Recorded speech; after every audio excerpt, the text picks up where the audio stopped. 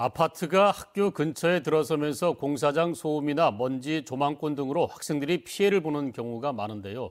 교육 환경을 보호하기 위해서 공사장과 학교 거리가 200m 이내면 교육 환경 평가를 받도록 합니다. 그런데 경북의 상당수 아파트 공사 현장이 이 평가를 피해가고 있다고 합니다. 왜 그런지 최보규 기자가 취재했습니다. 안동의 한 초등학교. 왼쪽에는 층수를 높여가는 아파트 공사장이, 반대편엔 최근 다 지어져 마무리 작업이 한창인 공사 현장이 있습니다.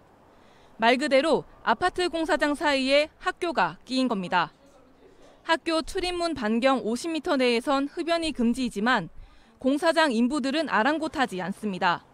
큰 차량들 뭉치 떨어뜨리고 이런 거 보니까 그쪽으로 지나가면은 좀 무섭겠다, 약간 위험하겠다 이런 거를 느낀 적이 있어요.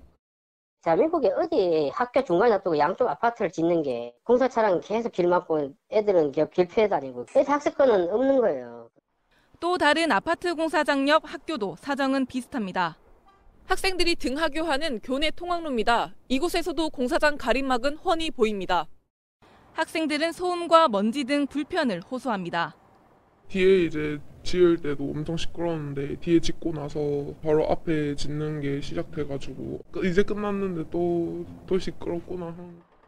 이처럼 아파트가 학교 인근에 들어서면서 발생하는 학생들의 교육권 침해를 방지하기 위해 정부는 2년 전 교육환경평가라는 안전장치를 만들었습니다. 공사장 반경 200m 내에 학교가 있으면 공사 승인 전 교육환경평가를 받고 그 결과를 교육청에 제출하도록 한 겁니다. 건축행위가 했을 때 학생들에게 영향을 최소화할 수 있도록 일조라든지 통풍 조망 이런 쪽하고 통학 안전 그리고 대기 환경이라든지.